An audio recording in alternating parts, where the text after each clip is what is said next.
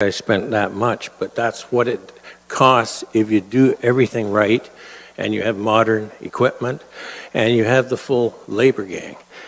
So 20 acres, which is an important number in this report.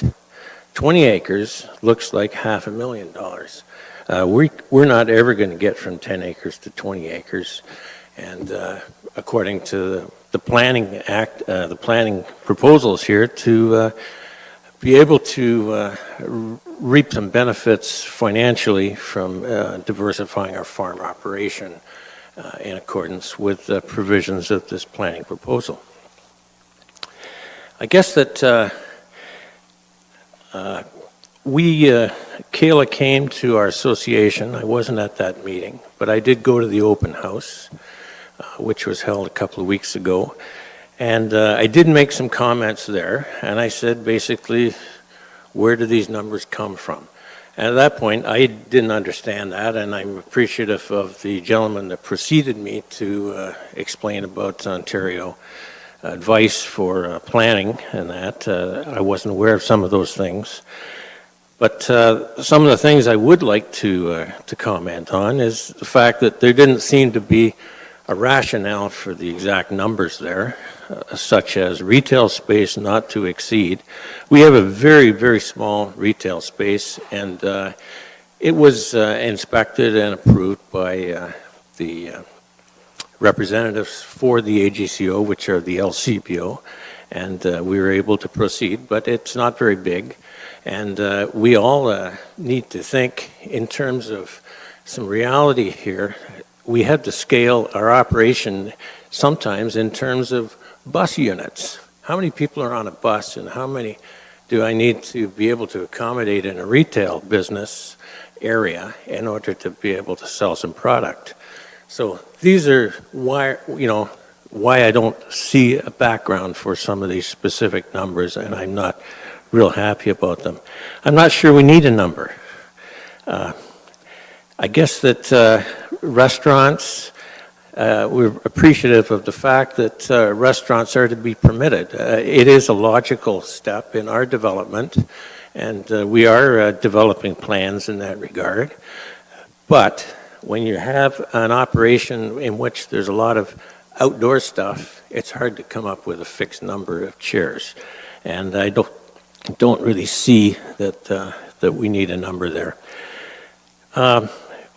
At one point, until Nick Franks provided you with a rationale for going with a 5-acre limit, a 5-acre step in what permissions you allow wineries to have.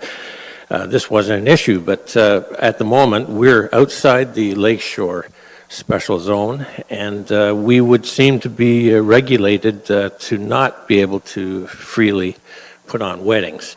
I don't understand the exception of weddings. When I first went to the meeting, I understood that I'm not going to be allowed to put on weddings. Not that we do it. We've only done one private wedding in our time out there. But they're an important economic opportunity which allows people who are basically bootstrapping, not born with, not winning the lottery, to be able to grow. I would prefer if that meeting is that we can have weddings, I would prefer the wording from the next page, 1225. Then the distinction of 20 acres and smaller vineyards, just to go back to that, it's a big stretch financially to do that in order to be able to do some other things which are going to be established by right for a particular part of the Norfolk County. And I do just want to, just as a comment, I'm an ecologist first, then I became a farmer and have almost used up most of my 9 lives on the farm, and a self-taught farmer. And I guess that as an ecologist, we have this beautiful lakeshore special planning zone, but it's also the place where we have some of the most critical wildlife habitats and sensitive environments. And it is actually a pretty good strategy to spread the activity around and rather than keep it focused on the front road.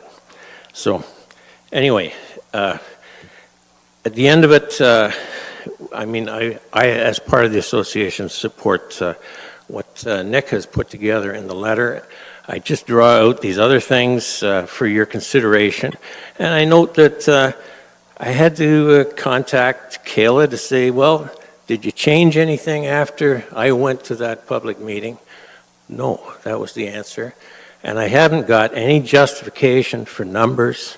I'm providing some justification for numbers with my vineyard math, and I think you should take those into account and respond positively to what Nick is proposing for the association.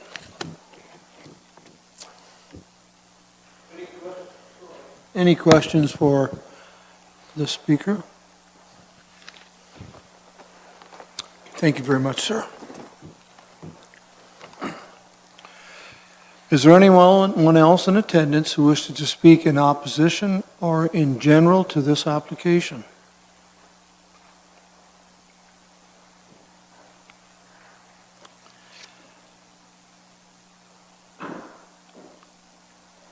Anything further from council? Councillor Block. Through you to staff, and after having the deputation and listening to their requests, I'm wondering why staff did not include these or what the implications of all these various requests would be, because I would think that there may be implications to other areas of the county in terms of just unlimited retail or unlimited types of things sold, unlimited seating, you know, unlimited everywhere, traffic, so on and so forth. So could staff respond? Through the mayor, I will respond to the three different points that have been brought up from our speakers. So the first point to address is the wish for on-farm accommodations to be included in this this policy update. So staff do recognize there is a need for on-farm accommodations, and this is currently being updated through our official plan policies. So we do plan on doing some research and bringing back some updates in 2019 for on-farm accommodations once the policy exists through our official plan. In terms of the size of farms that we're looking at, the opportunities increase we're proposing when 20 acres of crops are planted. I wanted to clarify that crops can mean grapes, but crops also include anything that goes into making these products. So it could be fruit, it could be barley, whatever goes into making wine, beer, and spirits. So the 5 acres for a winery only relates to grapes planted. We have found through research that Prince Edward County also uses this 20-acre threshold, and it has been working well for them. So through the research that we've done, this is the number we brought forward. 20 acres also helps to maintain that agricultural use as the primary use, so that the wineries, breweries, and distilleries, as they increase in size, so do the secondary uses that can come forward. So it sort of protects the prime agricultural function. And the third component that has been brought forward is the Lakeshore Special Policy Area. So this is a policy area that currently exists. It is intended for tourism and those sorts of recreational uses. So that's why we see the proposal having them down along the lakeshore, and that's why we specifically allowed additional uses in that area. The rest of the lands in Norfolk County are prime ag lands. So to ask for those uses as of right throughout the whole county does impact the prime ag lands, and at this time we have not brought that forward. Just about, what about the, thank you for that, appreciate it. And what about the restriction of the types of items sold at retail, allowing it unlimited, I guess, and unlimited size. So in essence, if you did that, I mean, you could sell, meat, groceries, cars, whatever.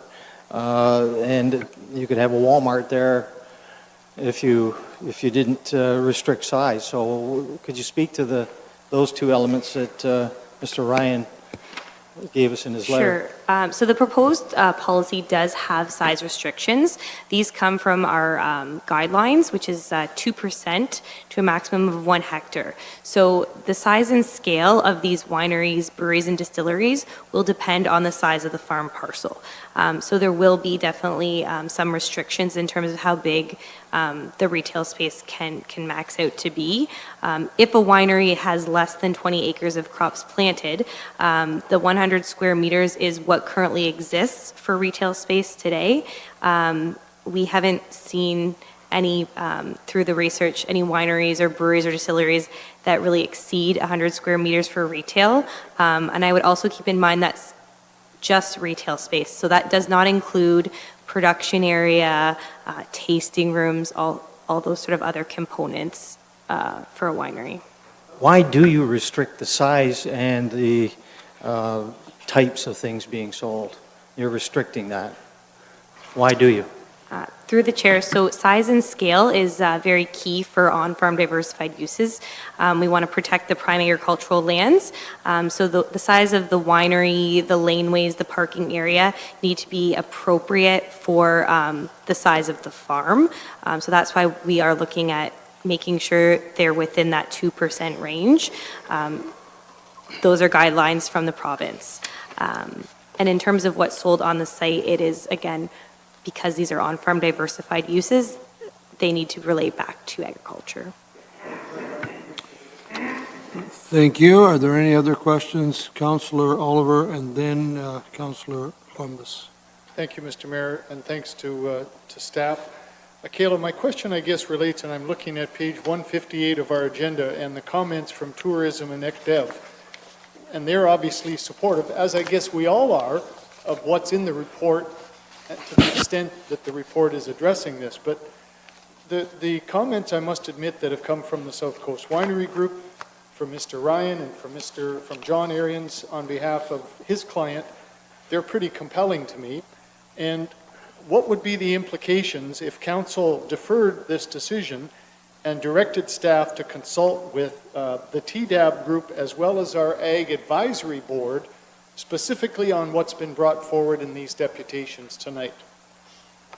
Could we ask you to do that, at least get the input from those two groups, which we know have as their priorities things like accommodation, roofed accommodation, and I appreciated the reminder that we've all been told there isn't enough of it in the county, and also this idea of a viable farming operation, whether it's hops or whatever, on less than 20 acres, as little as 5 acres. So is there a serious problem if council should defer this and specifically ask staff to go and consult with TDAB and with the Ag Advisory Board on what these deputations have brought forward tonight? Through the chair, so as part of my proposal tonight, I did go to both TDAB and the Ag Advisory Board with the proposed policies. So both groups were consulted with this proposal and did not know any significant concerns through their comments or provide comments to me.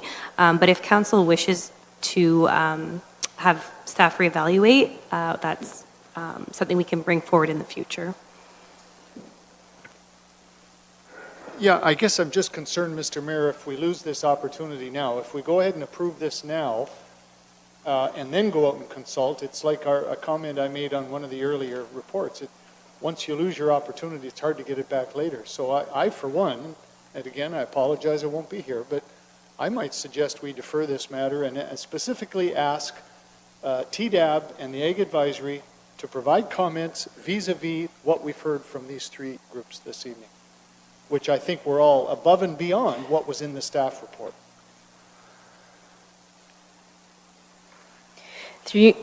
Through you, Mr. Mayor, to Councillor Oliver, with all due respect, planning staff have consulted with both TDAB and the Agriculture Advisory Board.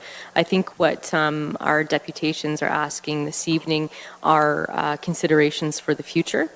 It's important from a policy perspective that we have the policy regime in place through our official plan, which, as noted by Kayla, we're in the midst of doing right now with a provincial approval, which will be coming back to Council early in 2019. Once that policy regime is there, then I think we have appropriate measures to come forward with new zoning bylaw amendments through accommodations and perhaps looking at other opportunities across Norfolk County in the prime agricultural lands.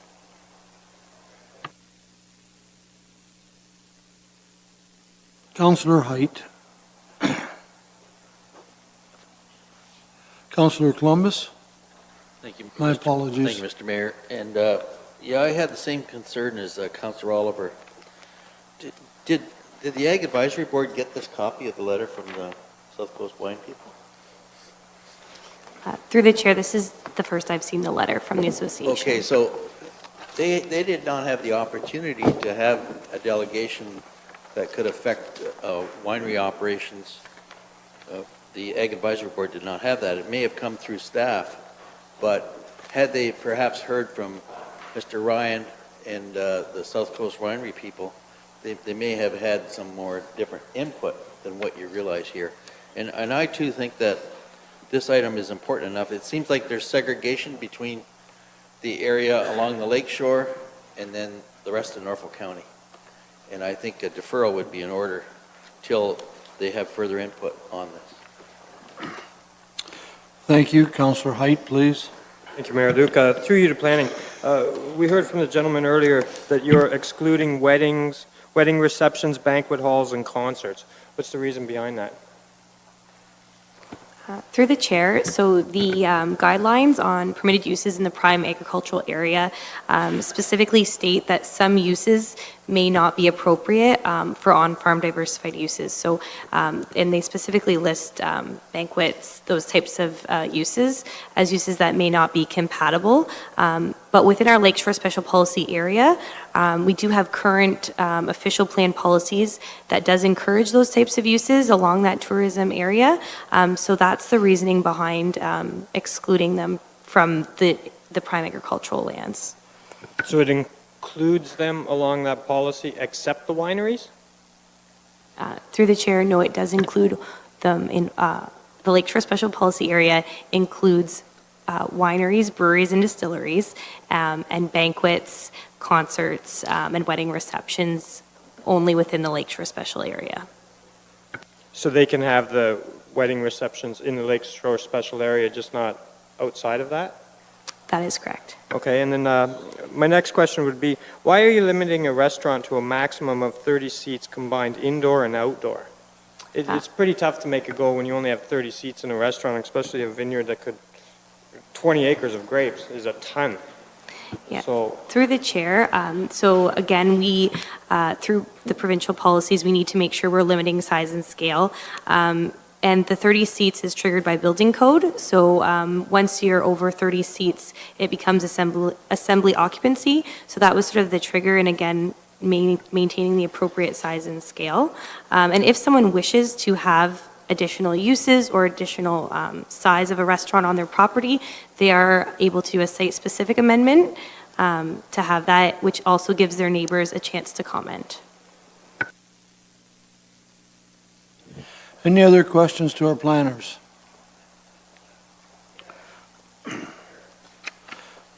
I'm sorry, I can't go to the public at this point. I'm sorry. May I have a motion to close this public meeting then? Councillor Height has moved and Councillor Oliver has seconded that I close the public meeting now. Those in favor? Public meeting is closed. There is at the bottom of page 164, staff's recommendation. What would you like to do here? Councillor Oliver, please. Mr. Mayor, I don't know whether I'll get support for this, but I'm going to move a deferral on this matter. And as part of the deferral, that staff be directed to consult with TDAB and with the Ag Advisory Board on comments submitted by the Ontario South Coast Winery and Growers Association by Mr. Phil Ryan on behalf of his business, and by Mr. Arians on behalf of Long Point Eco Adventures. In other words, I think we're all supportive of what staff are recommending, but perhaps council needs to get feedback from these two advisory bodies on whether it might be appropriate to go further with some of these relaxations of policies. That's my motion. Thank you. And do I have a seconder? Councillor Brun?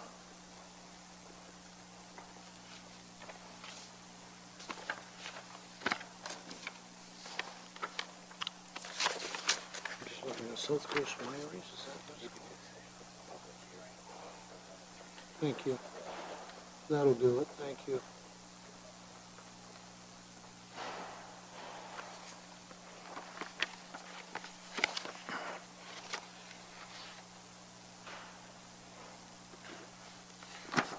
It's been moved by Councillor Oliver and seconded by Councillor Brunton that Report DCS 18-93 be referred to the Agricultural Advisory Board and the Tourism and Economic Development Advisory Board for further input from this public meeting, and that staff be directed to prepare a further report following receipt of input. In other words, these three speakers we had, they would all be consulted because they spoke at this meeting and gave us letters. Is that your intent, Councillor Oliver? I just want to be sure that I got what you... Assuming the clerk's wording, and I'll defer to him, but as long as that wording, even though it doesn't specifically talk about these three submissions, those are the three, I think, as a minimum, we'd like to see forwarded to the TDAB and the Ag Advisory. You okay with that? That would be who would be consulted. Now, discussion on deferral. It's debatable. Yeah, sure. Councillor Sonnenberg.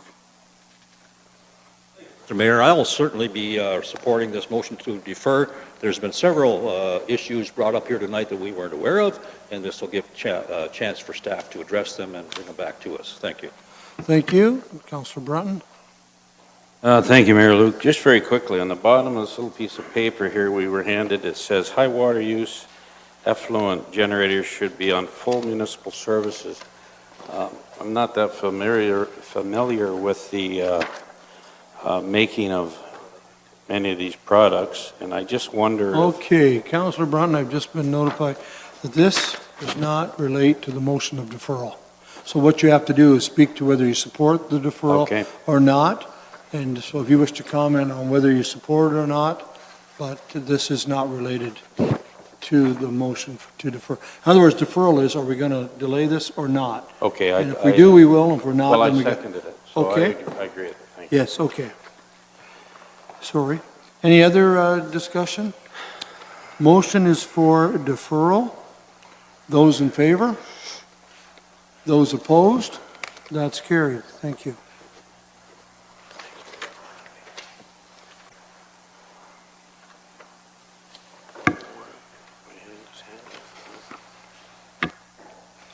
I am now going to page 167 in your agenda.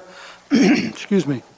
An application has been received for draft plan of subdivision approval for a one-block plan of subdivision. Future lots will be created through part lot control application. Danny DeDominicis and agent J. Cahoon Engineering Limited have put forth the application affecting the lands described as Head Street South in Simcoe. I will now open the public meeting on DCS 18-86.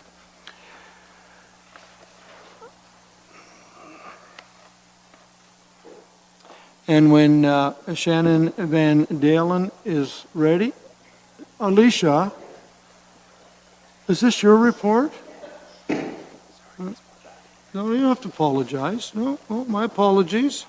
Alicia, you and I are really doing well tonight. Okay, I see Alicia Cole is ready to give a report. Thank you.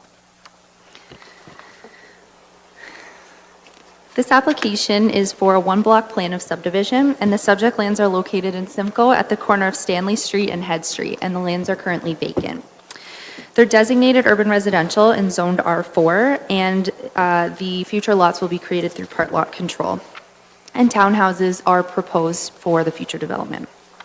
This application is consistent with the provincial policy statement and conforms to the intent of the official plan regarding the creation of a plan of, or the approval of a draft plan of subdivision. It is a great infill opportunity in Simcoe and represents good planning. Staff support this application and recommend that it be approved. Thank you very much. Questions from council to planning staff? Councillor Black. Yes, I don't have any problems with this, except just a question on item number 4. What page is it? Page 3 of the report, or 169, item 4.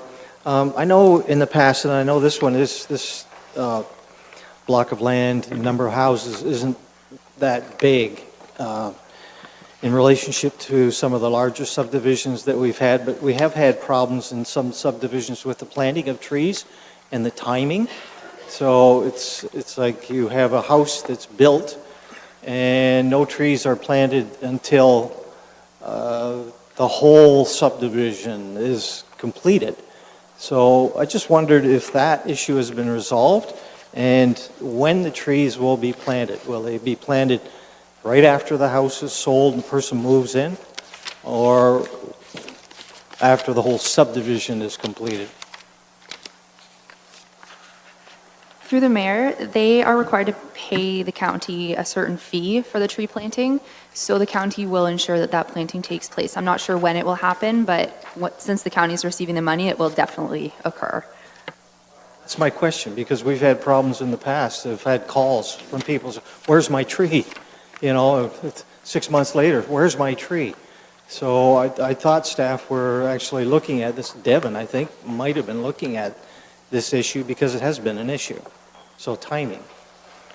So through Mr. Mayor to Councillor Black, you are correct. We have a new process and in place in Development Cultural Services, and our friends over in Forestry are helping us out in this regard, and it's working quite well. Could Bill comment on that? I still haven't got really the timing thing. Right after they move in, or when the subdivision is done? Through the Mayor, Councillor Black, as Pam suggests, there's a lot of synergies here between development and community services, and it is a fairly new program. I think you'll see going forward it'll be much smoother. I believe we're going to try to plant all the trees in the spring. However, it depends on the subdivision, because if there's a lot of disruptions and houses being built beside, it's maybe not the time. So I think can't really give you a date when each tree will be in. It depends on the subdivision, how it fills in. However, one thing I think we've clarified is the communication line. When that individual homeowner has an issue, where is their tree, they do contact community services, because the planting plan is with us to get it in the ground through a contractor. So I'm glad that you've reviewed it and you're dealing with it, so appreciate it. Thank you. Thank you. Any other questions? Councillor Height, then Brunton, please. Thank you, Mayor Luke. I see in the giant list of conditions that this has to go through that there's sidewalks that'll be built by the developer. On the other parcels around it, do they actually have sidewalks? Do they? Everywhere else does? Because it looks like it's an old part that's been modified. I just don't want to see dead-end sidewalks. Happens. Through the mayor, I can get back to you on that. I know we are working on a site plan for this property right now, and the sidewalks have been discussed with the developer, and he will be redeveloping most of this block, so it is a good opportunity to install sidewalks if they're not already there. Okay. I guess my next concern is I'm looking through the list of conditions, and there's 14 houses, townhouses, that should be pretty straightforward. There's 61 conditions. It's painful to do business in Norfolk County. Is this part of the new process? Through the mayor, this is how we ensure good development in Norfolk County. Pardon me? It's the best way to ensure good development in Norfolk County. They're pretty standard conditions for a plan of subdivision. I'd argue that, but the mayor wants to get this meeting over quick. But even item number 50, and further that the owner shall consider crime prevention through environmental design and leadership in energy and environmental design guidelines for 14 townhomes. Thank you. Any other questions to staff from council? Councillor Brunton? Thank you, Mayor Luke. I too, I quite, Shannon, the list of all the conditions, if it's a plan of subdivision, I thought we just said you're going to enter into a subdivision agreement. That's what you've said at the start. but then we put all these conditions in here, and I was quite shocked at some of them. But anyways, we deferred Head Street reconstruction this year. And I read this here, and I got a little confused. It says, the developer shall contribute to the road reconstruction on Head Street. And then it says in the paragraph on page 185, the developer under section 41 includes the resurfacing of Head Street. He's going to put in the service, basically he's doing the whole street, I get that impression. Is that correct? Through the mayor, he will be contributing to the funds to redo the street. So that is a separate discussion that they've been having, and I believe they're agreeable to that. Okay, and one other thing I want to get clarity on is on page 184, I see you want a traffic study and a stormwater study, which I find odd in that location, however. And then it says on number 34 and further that any study, report, and assessment by peer-reviewed by qualified professionals at discretion of Norfolk County Development Engineering. So do I understand that to read that if he does a traffic study and we question it, that we will do another traffic study on his traffic study, and I assume he pays for that, does he? Through the mayor, so if there was a question about the accuracy of a study that's submitted, it can be peer-reviewed, so it'd be reviewed by another traffic engineer. I don't know, we almost never do that, but it would be at the expense of the applicant if we did do it. Well, I can see where they get concerned about red tape. I guess I'll leave it at that. Thank you. Any other questions?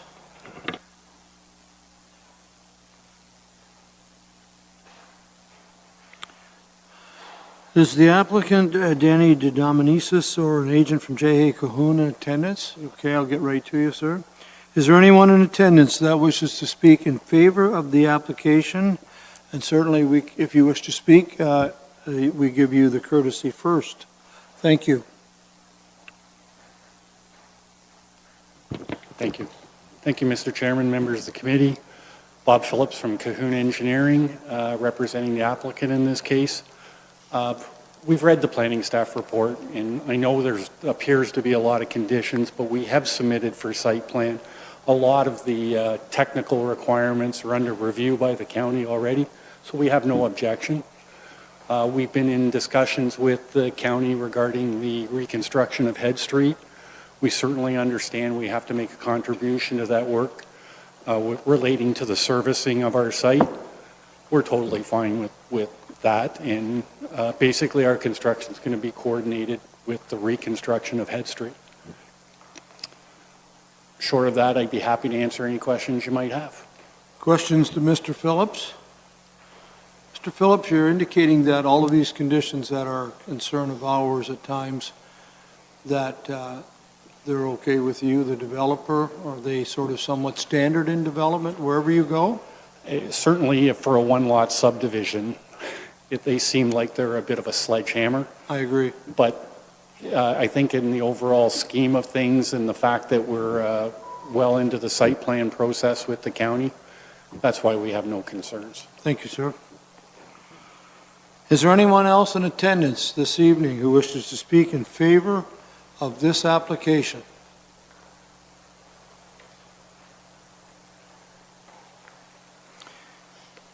Is there anyone in attendance who wishes to speak in opposition or in general to this application?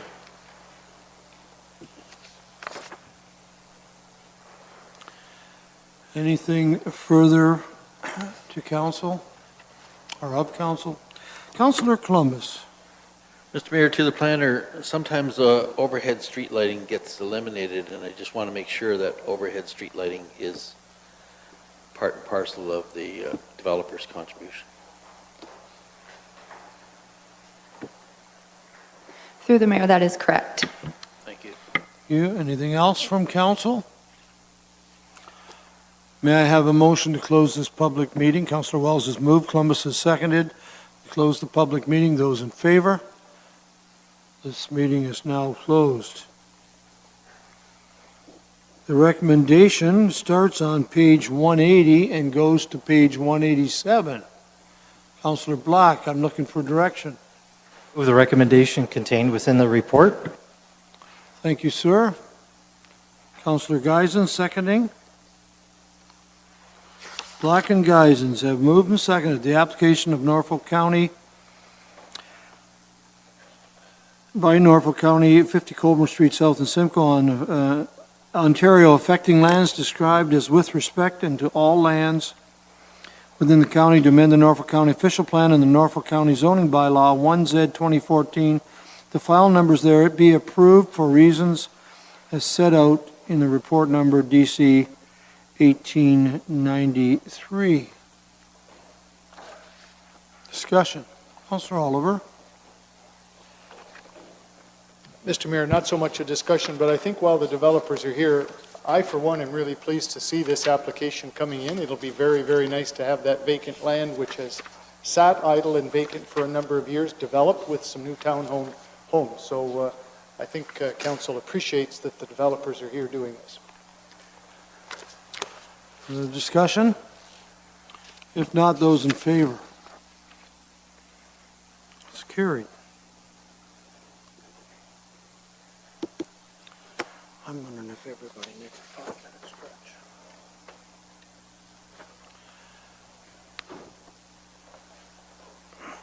Council, is anyone looking for a 5-minute break? We still have a number of applications to go. Do you want to keep plowing ahead? You're okay?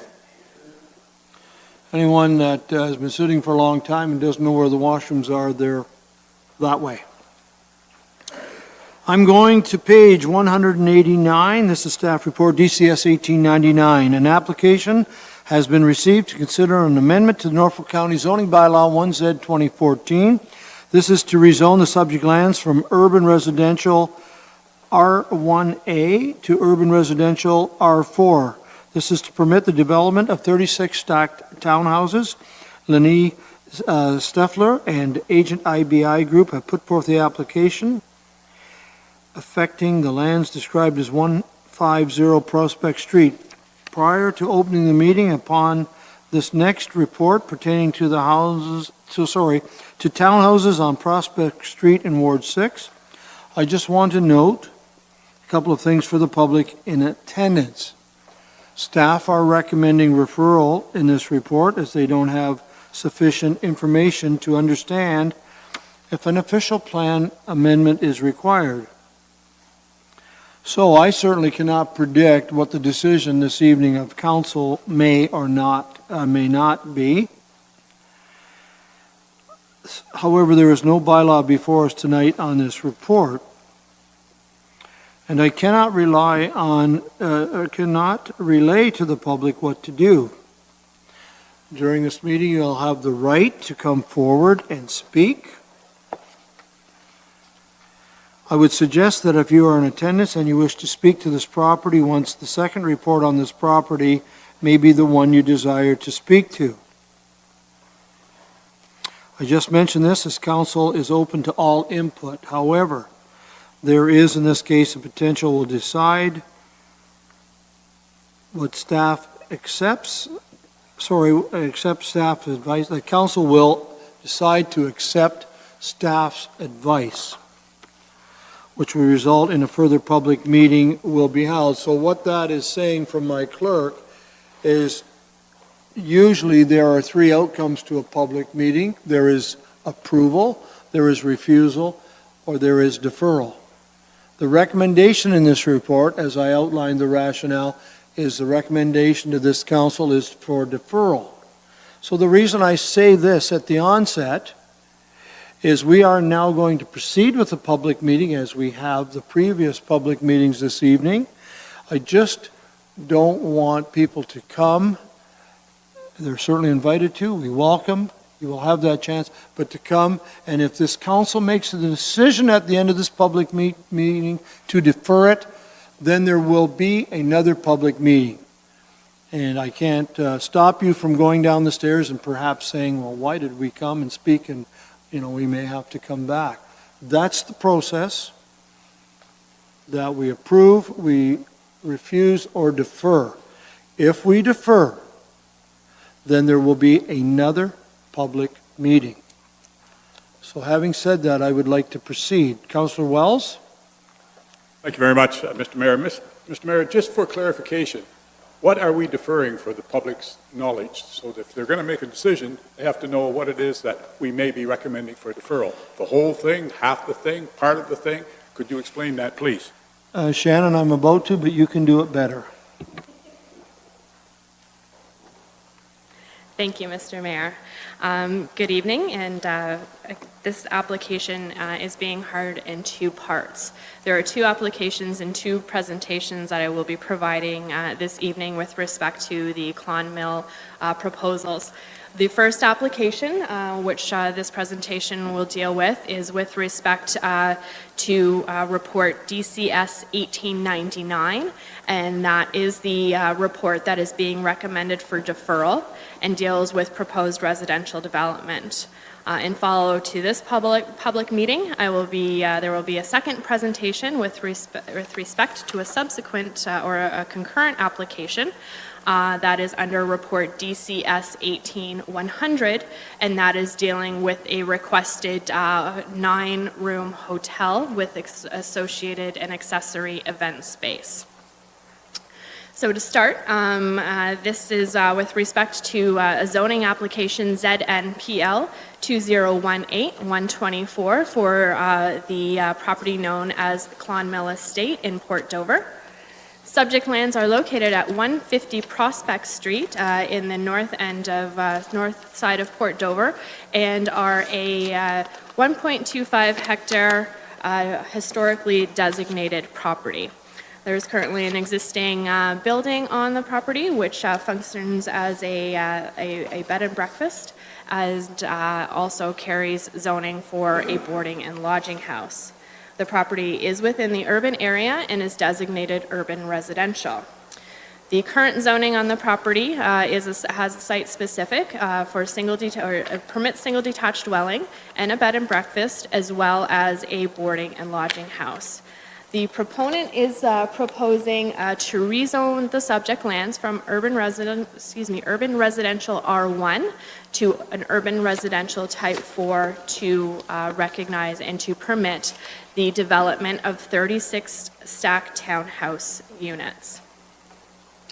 The property, as I mentioned, is historically designated. There are features both externally to the building and internally, as well as the stone wall that are identified for historical significance.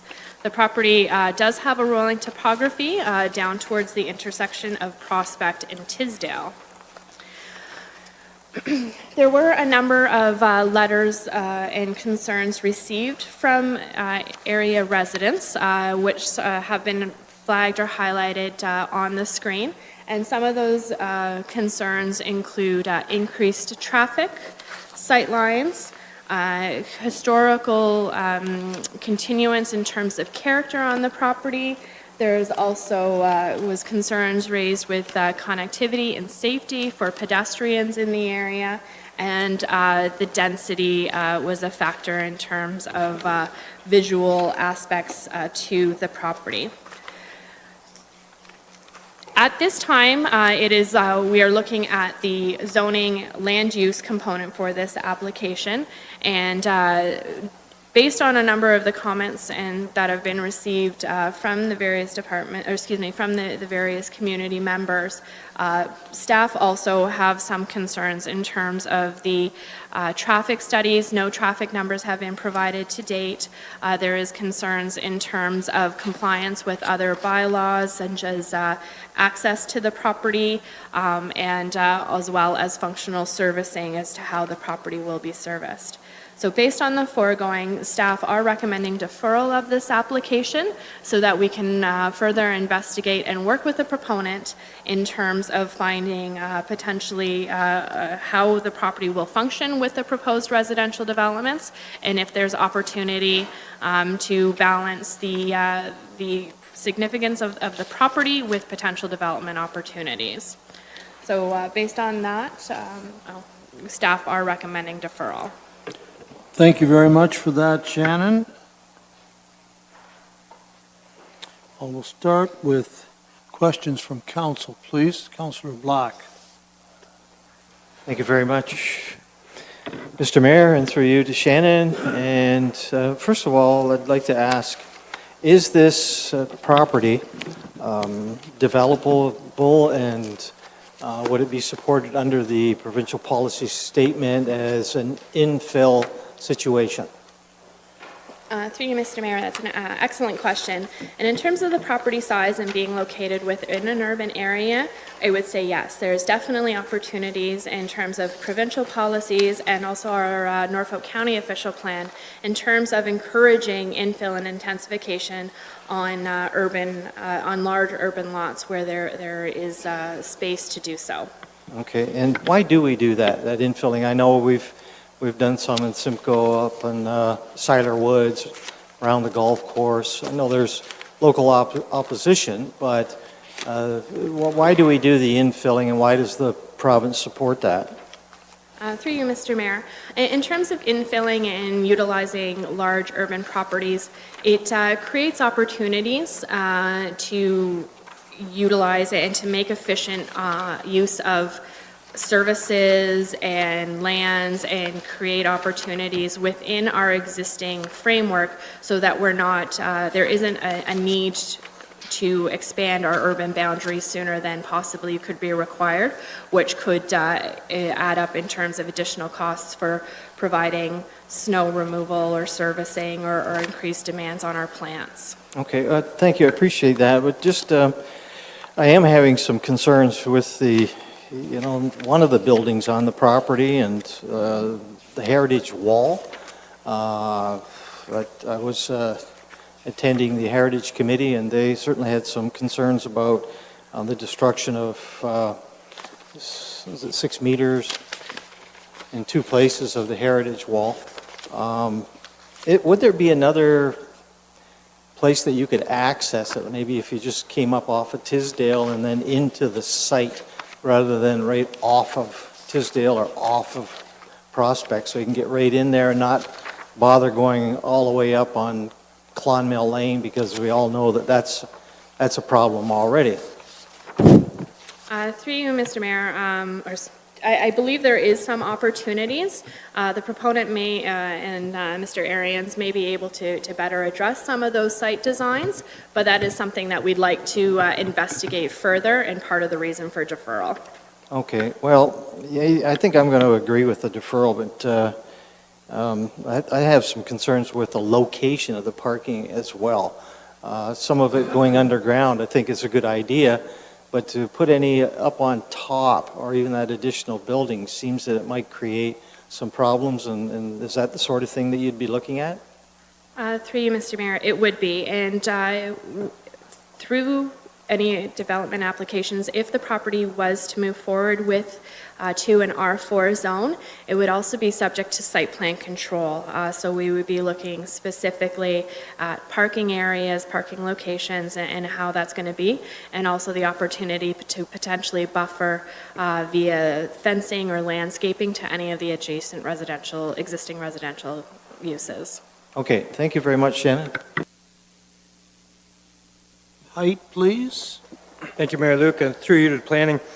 I noticed here on your list of things with the compliance, there's a lot of unknowns here.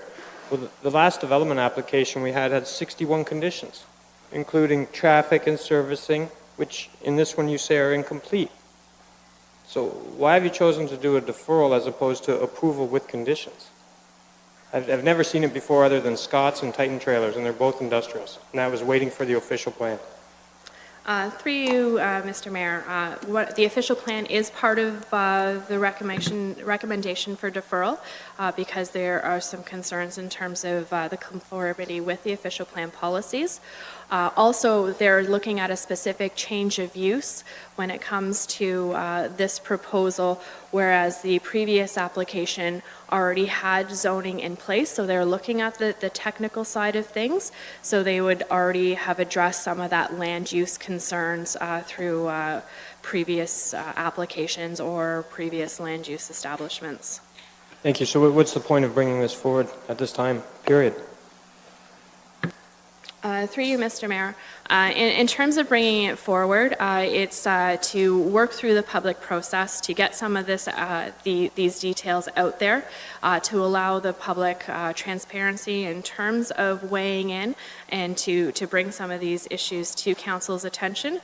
Through the Planning Act, we do also have requirements in terms of processing times. So to bring this forward now with the deferral is part and parcel to meet some of those timelines. Thank you. Councillor Brunton? Thank you, Mayor Luke, through you to Shannon. Shannon, I did read someplace in this maze of paper the previous OMB decision. Can you bring me up to date on that and what impact it has on, or if any, on this proposal? Absolutely. Through you, Mr. Mayor. So the there was previous application submission for development on the Clonmel property. That application was submitted in the mid-90s and sought at that time the development of 40 townhouse units as well as on the balance of the lands. That went through with a zoning application as well as a plan of subdivision. At that time, the City of Nanticoke did not support the application. It was appealed to the Ontario Municipal Board. The Ontario Municipal Board also firstly held up the decision that was there, and subsequent to that, there were modifications to the proposal. So the proposal was revised from the 40 units down to 22 units with 2 single detached dwellings. That is the development that you see along Clonmel Lane currently that was constructed. So through that, the Ontario Municipal Board hearing is considered closed and satisfied as the development was built out. So there were no other conditions that said the property couldn't develop further? Through you, Mr. Chair, no. The application that was submitted was addressed and dealt with through the Ontario Municipal Board, and that is what is final and binding. A board will only render a decision on the applications that are submitted to them at that time. It holds no future limitations unless there are specific conditions applied to properties, say via holding conditions or title issues that are subsequent to the OMB decision. Okay, and the other question I have, if I may, is all the Clonmel Main lanes, sorry, that's where all those townhouses or houses were built. Are they on municipal services? Through you, Mr. Chair, yes, they are. Okay, thank you. Thank you. Councillor Columbus? Well, Mr. Mayor, my question was similar to Councillor Brunton with respect to the OMB hearing in the mid-1990s, where I thought it was the whole property that they actually submitted to develop, the whole 1.2 hectares, and then the OMB ruled on that. And, well, I didn't get a copy of the OMB hearing, but I know a lot of the letters we have allude to it, that there was a hearing. So why would that not hold? If I could get my hands on a copy, I would know exactly what that said. I thought the way it was worded in a lot of the letters was that it went on forever, no further development on this site, is what I interpreted from the letter. Can you clarify that? Through you, Mr. Mayor, we can provide copies of the previous OMB decisions to council for your information. However, to also note that a decision is based on the applications and the proposals at that time. Again, it doesn't run in terms of future development. They would rule on what is being requested through those original applications. Councillor Wells, please. Thank you very much, Mr. Mayor. Mr. Mayor, I certainly will be supporting the deferral, and I wonder how long it would be, do you think, before this application will be coming back? Any guess? Through you, Mr. Mayor, from a staffing perspective, we are happy to work with Mr. Arians in terms of moving the application forward and to set meetings going forward. But in terms of timelines, it would be kind of up to the proponent in terms of new submissions or potential resubmissions or changes to the plan. And my last question, the applicant knew that you were going to recommend deferral, am I correct on that? Through you, Mr. Mayor, yes, so I have been in contact with Mr. Arians and IBI Group. Any further questions to staff?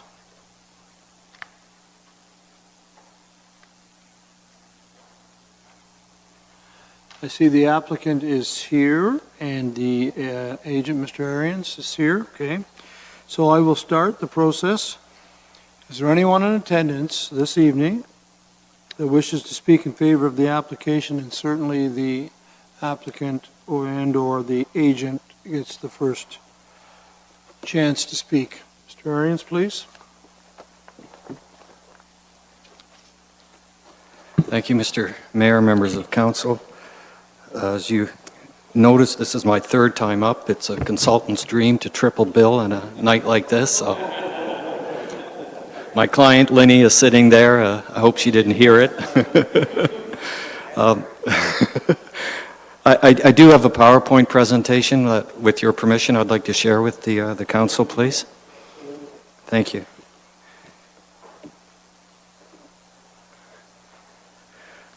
Just from some opening remarks, and a 25-year-old Ontario Municipal Board decision certainly doesn't bind us today. As you can all appreciate, it's a whole new world out there with provincial policies, growth plans, greenbelt plans, updated planning reports, brand new Norfolk County official plans. There's absolutely nothing in that OMB decision that ties our hands. I can also respond to Councillor Black's original concerns. This is an ideal candidate for infilling, sir. The snowplow currently goes up and down Prospect and Tisdale. There aren't any homes there. Services, garbage trucks, the drugstore downtown. The infrastructure is there. This is an ideal candidate site for intensification, albeit a mild form of intensification. So I'm clicking the clicker and nothing is happening. There we go. So I'm here on behalf of Linny Steffler, the owner of Clonmel Estates. We have two applications before you tonight, and unfortunately my presentation actually deals with both applications. So rather than coming back on the second one, I'd just like to I'll allow that. We'll keep our ears okay. Open and be reminded that it's for both applications, correct? Thank you. Thank you. So this is the subject property. Bottom of the slide is slightly cut off, but it's a 3.2 acre parcel of land. On the air photo, you see the Clonmel Castle, or the mansion situated at the upper portion of the subject property. Clonmel Lane is to the north and surrounds the property in this location with a series of townhouses and 2 single-family homes. That's what the Ontario Municipal Board ruled on, is that development there. We have significant frontage on Prospect and Tisdale, and the stone wall extends along here, and partway up, it doesn't continue all the way north, and it doesn't continue along Clonmel. That's something that's going to be changed when we go through the site plan process. So the first application you have before you is a temporary use request, and the temporary use is exactly that. You had one earlier on your agenda dealing with a granny flat. It's a temporary use for a maximum time period of 3 years. And the whole idea here, members of council, is we're trying to balance the adaptive reuse of this wonderful heritage resource, this wonderful building known as the Clonmel Castle, with economics. Like, what do you do with a building like this? It's been, it's been an eyesore for many years. It's been neglected. It's been virtually abandoned. We have an owner here who's invested, blood, sweat, tears, and a lot of dollars to restore this house into the wonderful condition that it is. And there has to be an income associated with it. There has to be a balancing of economics with the money that's gone into it. So we're seeking permissions to basically legalize what Ms. Steffler has been doing on this site. She's got 9 bedrooms. She invites people to stay with her. She has event space. She has special outings, special events. There's absolutely no alterations to the existing structure, the buildings, the heritage, and there's a temporary timeline. As staff have indicated, it's subject to site plan approval. We will deal with parking. We'll make sure that there is adequate parking available. We will comply with all municipal bylaws, including your noise bylaw, including property standards, and including anything that this municipality has. And I think the best example I can provide you is Langdon Hall in Cambridge.